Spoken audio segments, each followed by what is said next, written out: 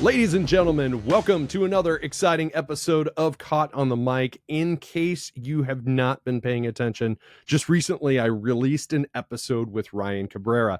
Ryan Cabrera released not one, but two new versions of his hit song On the Way Down. One that featured a lot of TRL adjacent co-performers, and the other is a more updated rock version featuring my next guests. Ladies and gentlemen, I'd like to welcome the band Like Ghosts to the show. Noel, Gage, and Tyler are joining me. Guys, how the heck are you? We're doing great, man. Thank you for having us. Awesome. Well, I am so excited that you guys are here.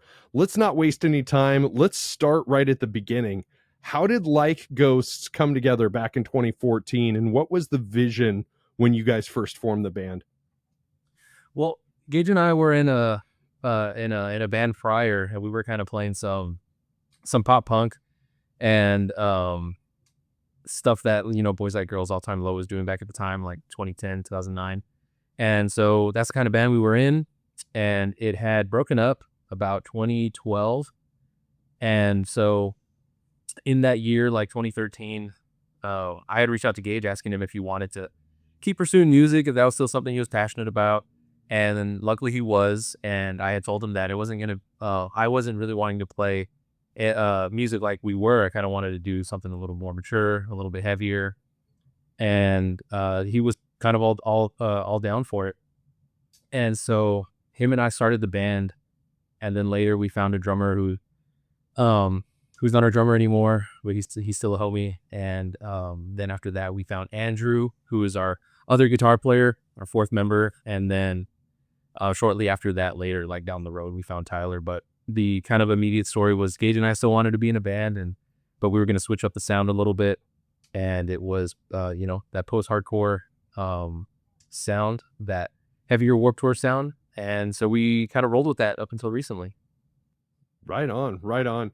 So who were some of your influences moving on to this new project? Because you cited some of the pop punk influences, but who kind of lit your fire whenever you formed Like Ghosts? So I had a 3-album short list that was Memphis May Fire, Unconditional, Bring Me the Horizon, Sempiternal, and then Restoring Force of Mice and Men. And those 3 albums, even those bands were going through a transition at the time. That's when they kind of cleaned up and were more mainstream, more refined rock. And that just kind of hit me where I was at that point in time. And coming out of the pop punk sound with the other band, it just struck a chord with me, something that I wanted to do and that I was starting to feel passionate about, at least sound wise. And then I want to pass it over to Gage for his influences as well. Yeah, when we were starting the band, I'd like to shout out Hands Like Houses. That was a big one for me, and I don't think they get enough love. So Hands Like Houses was a huge one for me. And I'm really like a pop, like top 40 pop or like pop punk like kind of guy. But bands like Pierce the Veil and Sleeping With Sirens really got me into it. We've been lucky enough to work with Kellin Quinn too. So bands like that. But like I said, yeah, Hands Like Houses was huge for me around that time, and I don't think they get enough love. So Love it. What about you, Tyler? Are you just the bass player? You just carry gear? Bro, basically. Punch. Back in the day, when I had joined the band, I was like primarily into Fallout Boy. All of Infinity on High is like basically the reason that I play music, and I still jam that album like I did when I was a kid. Like it's just still my number one. Sure. And then that and like A Day to Remember was kind of the breakthrough band for me that got me into like the heavier side of it, because when I was younger, I was a little bit prude to like screaming music because I couldn't understand what they were saying, so it was hard for me to get into it. But A Day to Remember was the first band that I listened to that I could understand what they were saying, and it kind of broke that wall for me. So much so that now I just kind of listen to noise.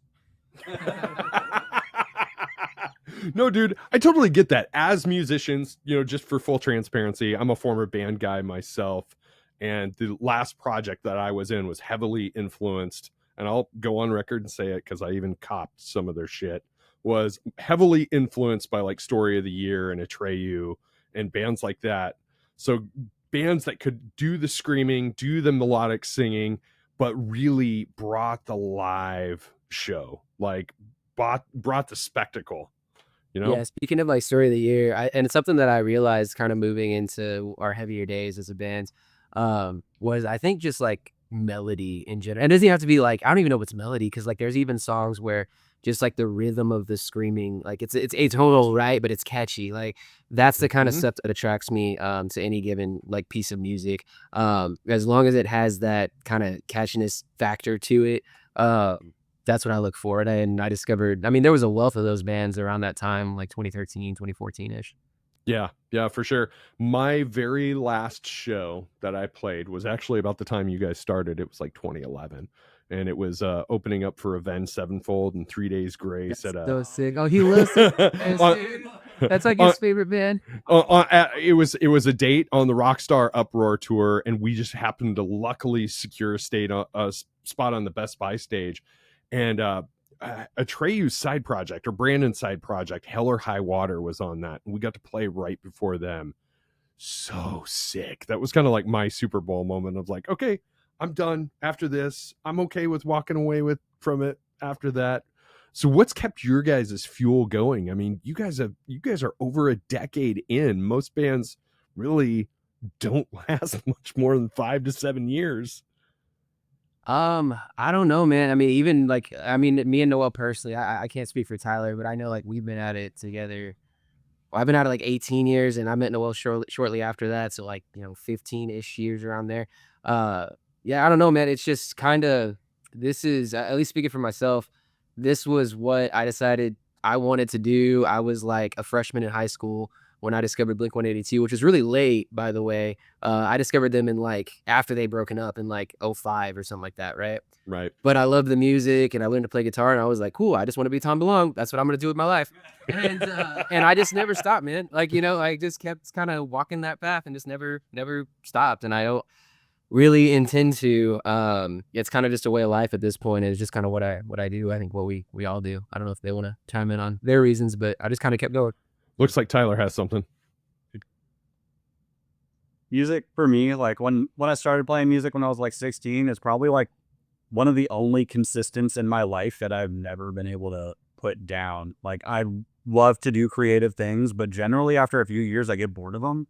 And that's just not the thing that happens for me with music. There's always something new that I want to make, or a different sound that I can hear in my head that I want to chase.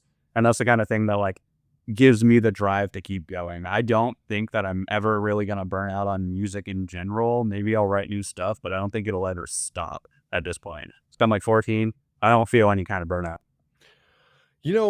As the genre has evolved, or the adjacent genres have evolved, streaming has also evolved. I've talked about it a lot on recent episodes of the podcast with other musician guests. And we talk about how a lot of the younger generation doesn't view things as genre anymore as much as they view things as mood. They view music as just being music. How do you feel that has influenced your band and your evolution over the last 10 years? I still get my music from LimeWire. You know what's funny? I saw an article today, like Sony Music is going back and suing the parent company of Napster. And I was like, what the fuck is this, 2001? Let's say that's Lars is still at it. Lars is still.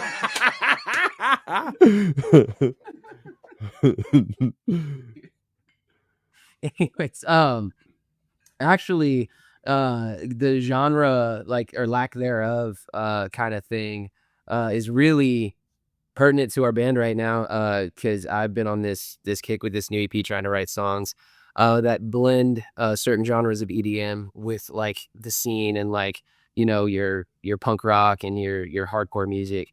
And kind of trying to see where that takes me, and trying to kind of carve my own way and make it a little more genre fluid. Also, a lot of the bands that I listen to these days are kind of genre fluid. They don't like, it's not weird for them to put out a country song or a rock and roll song or hip hop song. It's just kind of what you fall into, I guess, like wherever your heart is at when you write that music at that time. But I love it. I think it's cool. I think it kind of makes for a lot more somewhat originality and uniqueness to pieces of music. So yeah, it's like reinventing the wheel, even though it doesn't need to be reinvented. Smoother, you know. Yeah. I think it's cool because it's like if you want to like write, you know, a country song or whatever, that's cool. Like you hear a country song or something that inspires you, and you write that, and let's say you're in a rock and roll band, but you do like a country song or two or whatever, and then you take those influences back with you to like your rock and roll stuff, and you kind of start crafting your own sound like that, or whether it's, you know, like hip hop or EDM or whatever it might be. But Well, let's take a little step backwards. Your band kind of broke out with a song called "I Wish Things Were Different." Really kind of put you guys on the map. What was the story behind that, and how did that collaboration come about? with Shane, yeah. So the V1 of that song came about. I just remember Noel over here he was like the riff writer. He would always write these different riffs or whatever, and he wrote the intro riff to "I Wish Things Were Different," and that was something I really latched on to. I was like, "Yep, that's something right there." Grabbed that, took it back to my laptop, and kind of just laid everything out, made an almost like complete song of a demo, right? And then what? The demo, the story behind the demo. Keep going. All right. Oh, you're gonna have to tell it. And then we went into our the studio with our producer Corey, and yeah, we finished that song like a day. That was real quick, just because it was so like finished from the demo process. And this was back kind of before we knew what we were really doing. We had just exited the deal with our first label at the time, so this was our first independent release after being signed, if that makes sense. And we just put it up, and honestly didn't even really promote it that much or anything. So I don't really know what made that song catch fire. I guess it's just a good song at the end of the day, if I can say that, you know. So Yeah. I mean, people seem to like it. Like I don't know what about that one song did that, but that was something that just happened for us, to be honest. So and then after that, I have always, like I said, I'm a pop guy, and I've always been a fan of how, like, if you take like a Taylor Swift or something, for example, right? She will re-release the same song with different versions like 10 times over, because it's smart business. It just is, right? Right. And so during COVID, there was a website called Featured X, right? And our friend, I'm sorry, our guitar player Andrew is friends with Shane Told, and we had always talked about doing something with him, but he was actually on Featured X, and it was something where there was like a clear price point, a clear point of contact, everything. And so we kind of made that happen through that website. It's not around anymore, unfortunately.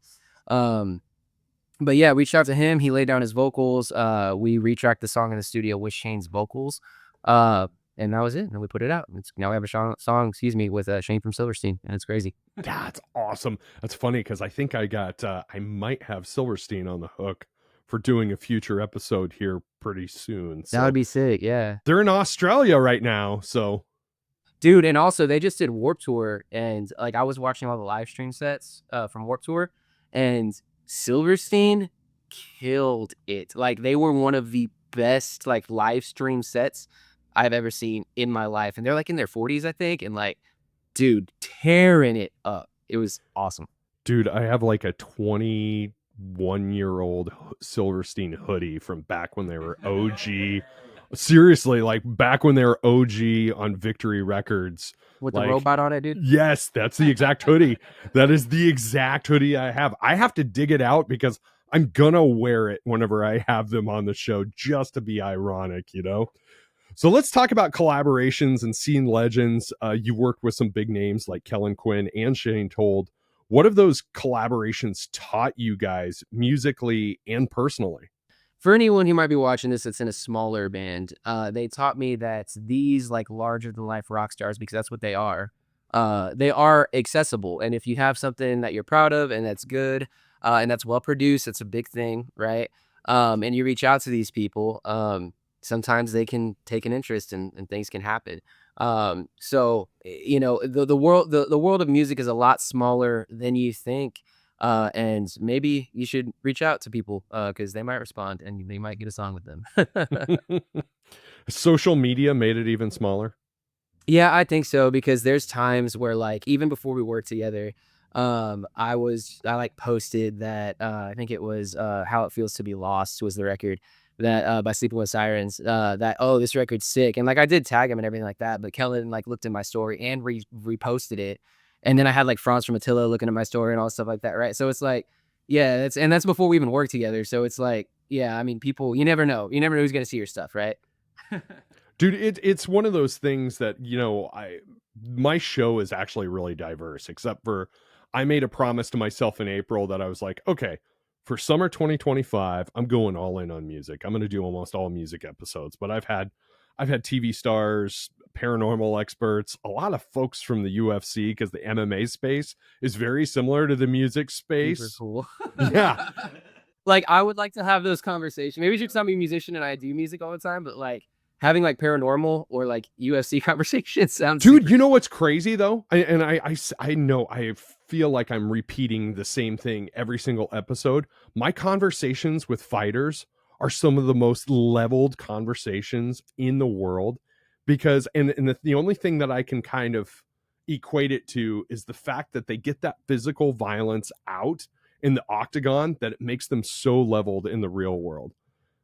And so it's like it is so amazing, because I've learned some of the deepest things about myself by having these conversations with these fighters, and that's what's absolutely amazing. Yeah, and speaking of like the internet being small and fighters and stuff, I mean, Alexa Bliss saw our stuff, which led to us Right. picking right now. So I mean, like I said, you never know. Yeah, and we're gonna get to that here in just a moment. But I was gonna ask, because I've experienced the same thing in the 5 years of being a podcaster. I'll throw up a story on Instagram and I'll look at who's looked at it. And I'll be like, oh shit, like what, and you never know what happens. But let's talk about some of your covers and such, because I think that's a good segue to kind of get to the Alexa Bliss and Ryan Cabrera segment. You guys have picked some really classic pop songs, redone them, and they've really resonated. What's the process behind picking and reimagining those songs? Usually it will be the highest, like when we need to do a cover, like when it's been a couple months, because they're mainly marketing material is what they are, right? What y'all do? Oh, it'll be the highest charting song at the time that we actually like, right? We won't cover something we don't like. So we'll just kind of go down the Billboard Hot 100 and whatever song was charting highest on, that particular day. However, some of the bigger ones that are more of the throwback ones were songs that Noel, our guitar player over here, just kind of picked out that he likes pop songs from kind of yesteryear that we thought we could add something to with the modern production. And of course, it being like a hard rock song. Yeah. Yeah. So were you influenced by the Punk Goes series at all? Whatever you I think we all are very influenced by that. Same. Halifax's cover of Paula Abdul's Straight Up is still one of my most favorite covers on one of those albums. I love Tyler's back there doing bass player things, throwing the arms up, gesturing behind you guys. You got to have some big opinions on this bass player guy. He's the resident hottie, so he just Dude, that's so funny, man. Like, I think that's every band I've been in. We used to like slug CDs to the bass player and be like, dude, you're the good looking one in the band. You come just back go. to on. We don't feed them unless all the CDs are gone. Yeah, exactly. Oh my gosh. I'm glad that bass player jokes are universal. So let's get to that point. Let's talk about the Ryan Cabrera collaboration and Alexa Bliss seeing you guys. So correlate this and tell me the story behind all of this. So as the story goes, Alexa Bliss found our cover, Ryan Cabrera's On the Way Down, on YouTube, I believe, and essentially showed it to Ryan. Ryan loved it. And nobody knew this at the time, but he was getting ready to do his 20-year anniversary celebration of Take It All Away.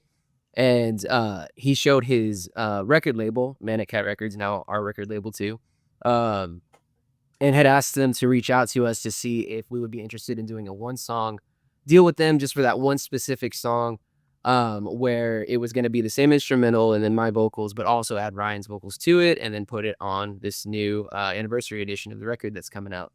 So we jumped to that opportunity. So sick, right? Like that's like probably the coolest thing that could happen with like putting out a cover of any song, right? Is the artist reaches out to you and is asking to do a version together, right? And we thought that was it. But then from there, that actually led to Manic Cat wanting to sign us, for all these records that we're doing with them now.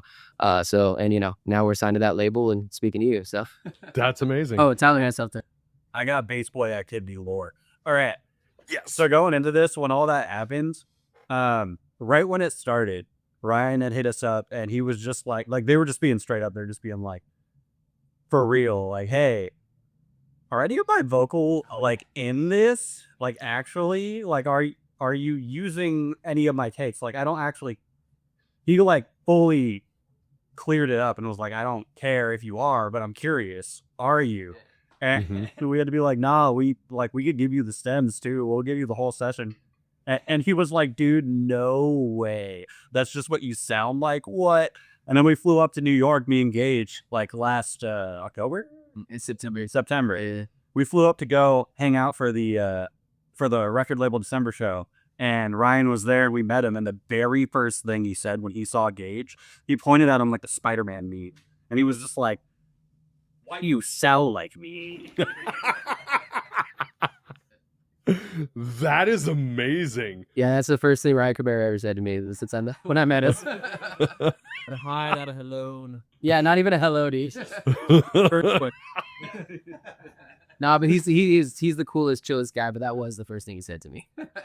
That's amazing. So what has your interactions with different people in the industry been like? Because you guys are still on the rise. Like, Dude, like worse than probably most people in my position, if I'm being honest. Not because of them, because of me, to be clear. Like I have a different.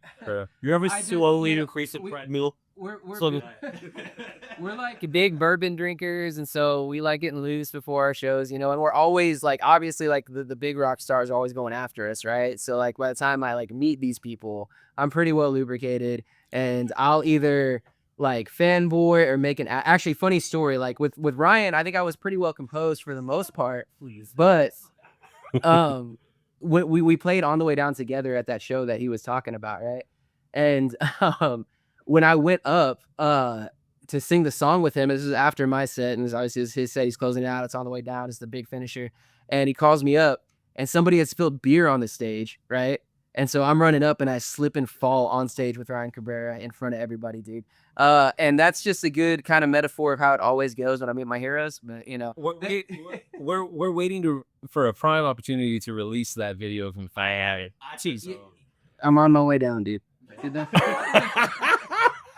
yeah, dude, that could go viral. Like, you gotta edit it real nice, get up on the TikTok with it. Dude, but yeah, dude, I just none of my I feel they all still seem to still like me, but every time I've met someone like that, it just never goes the way I want it to. On my part, not theirs. Again, they've all been wonderful. I've never met anyone who's been, bad to us or anything. I happen to keep my composure when we're out people. And no, some of the coolest things. Oh, I bet it's different.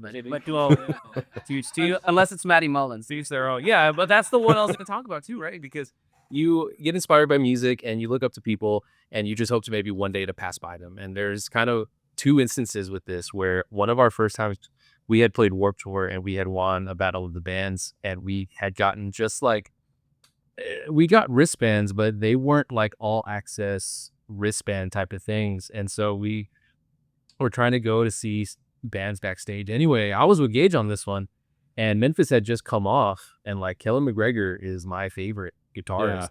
Huge inspiration from him. So that's one of the few times where I'll fangirl and we were walking right by each other and I was like, oh, dude, that's Kellin, dude, that's Kellin McGregor.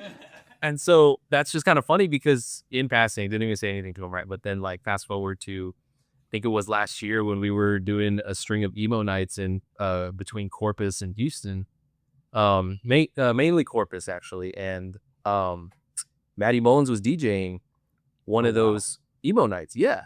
And none the wiser, right? I'm not going to say, oh, dude, I fangirled at the One Warped Tour I walked by you, right? But it was just super cool because like you said, they're normal people and they're like accessible. And so that was just one of the coolest things because when we were there, he wasn't one of those people that just kind of showed up at showtime. He was there, he was mingling, he was hanging out with us and people, and it was really cool.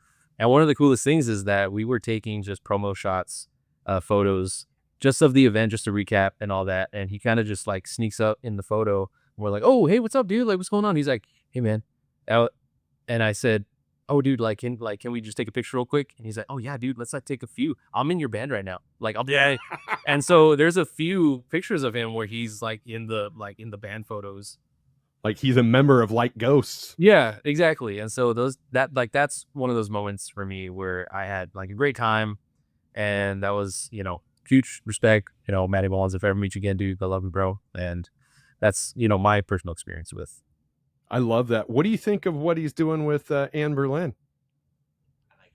Yeah, I love Anne Berlin and I love Matty Mullins. That's one of those where like where we're talking about genres, right? Where something I probably wouldn't have listened to. It's something that got me introduced to like another band, of a genre.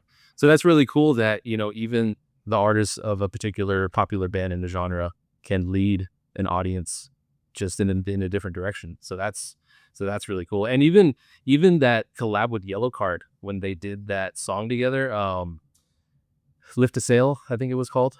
Yeah. That was super cool because that was something that you probably would have never thought to see Memphis Mayfire and Yellow Card to go on tour together. So that's right. What those things. It's crazy. I had Stephen Christian from Anne Berlin on last year, the original singer. And you want to talk about gracious people, because in the episode with me, he explained his departure, why he stepped away, and explained how he gave Matty his blessing to take his spot. Still to this day, probably one of my most favorite episodes of my show I've ever done. But I had a fan experience that I was able to share with him in that episode where I saw him play. I saw Anne Berlin in Story of the Year in Kansas City. And I just so happened to catch him after the show walking out of the bar. And we ended up standing there talking for 45 minutes. And it was a great conversation. We were there for a long time. 6 months later, he comes to my market in Omaha, Nebraska, and he recognized me at the show. And I was like, what? Like, I mean, you guys know this. Musicians meet hundreds of thousands of people. So to have that fan experience where the lead singer of one of your favorite bands actually recognizes you, somewhat remembers your name, it's the coolest thing in the world. And so, I get that same exact adjacent experience that you had with Matty. That's pretty awesome. That's awesome. Well, let's talk about the new era, the new sound. Your current single, Better Now, leans into future bass while keeping that emo backbone. What inspired the sonic shift? So I have always, like I said, been more into kind of the pop side of things, and we got pretty dark and heavy towards our last couple releases, and it's just something I wasn't really a fan of, and I was actually going to politely step down and kind of go make sparkly pop songs on my own and kind of let these guys do whatever they wanted to do with Like Ghosts. But then Ryan Cabrera called, and then, we have some things to talk about. So, and I was just like, hey, like if we're going to sign this deal and we're going to, go down this route, it needs to be a different direction, something that I more kind of mess with. Cause I was really like, I mean, he can attest to this. He would kind of get with our producer and kind of give me these songs that were like 99% done. And it's kind of like, just sing some sad stuff over this and, call it a day. And it was very uninspired for me, at least. So when I was debating on what I was going to do with my next project, I was really into electronic music. I'm really into the Chainsmokers, Millennium, Said the Sky, artists like that. And so I was going to go do that. And I worked with Chris from Culture Code. He's a DJ out in the UK. I learned how to produce from him as far as that genre of music goes. And then I started kind of working on the songs that I was going to write for that project. Now, then we signed, and then, of course, I kind of, brought everything I'd learned, kind of like we were talking about with the genre bending and stuff, over here. And it's like, okay, like, instead of just doing an electronic thing, or instead of just doing, what I guess is always done, like, what if we kind of fuse them together? And that's kind of the direction that we went for this record, and I'm incredibly excited about it. I think it's music that I really enjoy. Other people seem to enjoy it. We've only put out one song so far, but it seems to be doing well. I think it's like the biggest week one we've had for any song we've ever done ever, including I Wish Things Were Different. Yeah, and I'm excited to see where it goes. Well, that kind of leads to a good question, because I think all of us have had that moment at one time or another in a band where you feel like you've kind of hit the wall and you're like, okay, am I doing this just to keep the engine going or keep the machine running? Or am I doing this because it's still fulfilling me? How do you overcome those barriers? Each one of you, how do you overcome those barriers when you do hit those walls? Because it's only human. I mean, for me, I just need to write music that like I genuinely enjoy. There was a time period a couple years ago, like I was talking about, where I was really phoning it in, and that's not like I would rather do a corporate job, man. Like there's no fulfillment in that. So like, why are you even doing this? Is a hard path. If it's not fulfilling, why are you even doing it? You know? So it needs to be music that is fulfilling to me, and that not necessarily gonna stay future bass or emo or whatever, right? Like I don't know what the future will bring. Life is long. But it needs to be music that's true to you, you know, and that sounds kind of cliche, but I think it's true. All right. What about the other two, you guys? What kept me from burning out really was because I had always wanted to put a body of work together as Light Ghosts that was like kind of a definitive mark at a point in time. And unfortunately, we kind of had that first version of that taken off the internet. And so sadly, there wasn't anything except like loose one-off singles. And that kind of really irritated me because we're a really organized person. And like when there's like a band, I like to kind of see what they have, you know, listed up at least in order. And I know singles have been kind of the tactic to do. So there's always the singles out there, and you know, if they get you an album, then they do, and if not, then there's like 14 singles on there that you can just click on. But I at least am a little bit old school, that have always wanted an album, like a 10 to 12 song collection, like This Is Us during this era. And so that's what kept me from burning out, because like Gage was saying, I was really like determined on getting him something to like, bro, just sing on this. Like I did all the work. Corey and I, don't even worry about it, bro, just sing on it. And, you know, like I said, it was burnt out, and I wasn't about to go on like an ego trip or like a power trip saying that, oh, I can do it, and like, I don't need you type of stuff. It was like, no, bro, like we need to do this together because this includes you too. So, you know, I don't claim to do anything more than I say that I can do. And that's just one of those things that, going back to like trusting people and like being a team player and all that stuff, and burning out too. It's like looking at the other perspective. So again, what keeps me from burning out is to not be, you know, selfish, and to see what other people have to offer. Yeah. I guess for me, it's really like I always have this pop punk, like metalcore inspiration in pretty much everything that I try to write. I used to be exclusively pop punk, and that actually changed when I met Noel. I was into A Day to Remember at the time, but I didn't really know much else that had to do in the metalcore sphere at the time. But when I'm writing a song, the thing that like keeps me from burning out the most is like trying something that I haven't tried before. And no joke, this is something that I did when I was a beginning like guitarist, learning how to play music using TADs and stuff like that. I'd be like, hey, I really like this band. They do stuff differently from me. A big influence in that was like Paramore. I went and just checked out a bunch of Paramore guitar TADs, and they used a bunch of chords that my ass at the time hadn't even seen. Like, I didn't know what that chord was. And I'd just go mess around, diddling with it, like playing the song, seeing what it did. And then taking inspiration from that and trying to write songs in structures that isn't the exact same structure that I would repeat all the time. And then doing that, just repeating that cycle over time, learning like how to write in different ways and different chords that other bands would use, taught me that there's like a lot of open-ended solutions to plot. Like, you ever hit writer's block and you get into a song and you can't figure out a bridge. You literally can't move past that one point. I'll just go check out a bunch of bands that I like and see if they use some weird shaped chords that I don't know in the TADs, and then try and mess around with those chords and see if I can get something going. And that's kind of what's kept me from ever like stopping. So you copy people, got it. I think in a word, it's just like you got to be creative, man. Like, you got to scratch that creative itch. I think that goes for any of us and probably everyone, but it's a creative business at the end of the day, you know? Use power chords Yes. forever, you'll get bored. Well, you know, I haven't ever asked that question before, but admiring the tenure of your band, you know, and just kind of the point of the story, Gage, when you talked about you were considering walking away because at that point in time, you sounds like you just weren't feeling creatively fulfilled at that moment in time. I know when I walked away from it, the last year I spent doing my last band, I was listening to nothing but Jason Isbell and Jay-Z, and it wasn't fitting the type of music that I was trying to write. And so I felt like I was writing for the sake of keeping people coming to the show, which is not writing for myself. You know, and I think we've all kind of experienced that in some varying degree.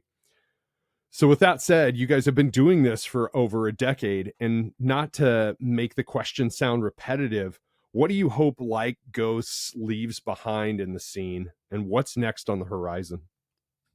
As far as what we hope to leave behind, that's crazy. Oh, we never open bar tab. An open bar. That's a good one, kids. Oh man. I mean, well, currently there was a model. Yeah, I think there are two models that you can do when you pursue something like this, where we were trying to do the Warped Tour, metalcore thing, like as well as it could be done, right? And be like one of the greats in that, right?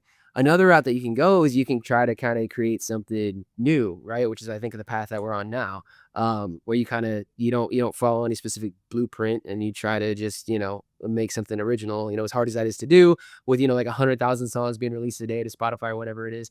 But yeah, I hope that we are striking some small uniqueness or originality that can inspire someone to kind of take the best parts of that and blend it with whatever they might be doing, and kind of just be a part in that chain reaction that is like creativity and like progressing genres. Yeah, I love that. I love that. Well, you guys have been a lot of fun to chat with, and I'm really enjoying your music. I listened to it on the drive home from my day job today, and it was great. So thank you for that. So my closing question, and everybody's got to give a different answer, or at least try, is what's your advice for making the world a better place tomorrow than what it is today? Force yourself to be kind to people, and I don't just mean like be kind, like peace and love. Like I mean like go out in the world and like look people in the eye and smile at people and like make small talk. It'll make them feel better. It'll make you feel better. I can't tell you the amount of times I haven't been in the best mood and like walking into a gas station and somebody just like looks me in the eye and like says like, hey, have a good day or whatever, like, right, like, and it actually works, like if it's genuine and people are warm to you. And I think that's one little small, like you can't just go out and change the world, but that's one little thing that you can do. You can go out, you can look people in the eye, you can be nice to people, say something, don't just be on your phone. So Love it. Well, there goes my answer. It's along those same lines though, because I've always kind of lived by this. That's not really a motto or a creed. Well, I guess it's a creed, but it's just like, just be a good person. Just like genuinely be a good person, whether or not beliefs align with yours, whether or not somebody says something you agree with.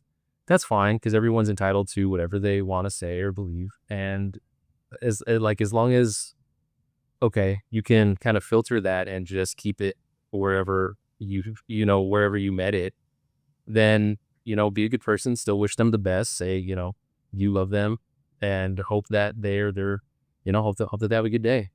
And that's kind of mine, that's stuff that always keeps me from getting stressed out, is just, that doesn't pertain to me, but have a good day, wish you the best. And yeah, just be a good person, because it'll relieve a lot of stress. Mine would be to go out of your way to break your repetitive day-to-day cycle. Like, if all you're doing is working your 9 to 5, you're going home, that's it. That's the end of your day. You just sit in the couch, watch TV, do whatever. Break it. The best thing that happened to me in my life was deciding, like, I'm 100% a social kind of person. I won't go do things unless my friends are doing said things, and I really put myself in a box doing that kind of stuff.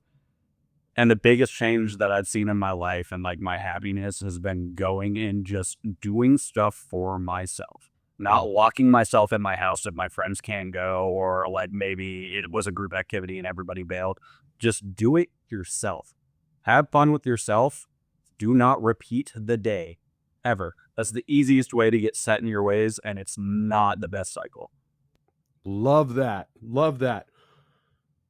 All right, guys, why don't you tell my audience where they can find you and your music online?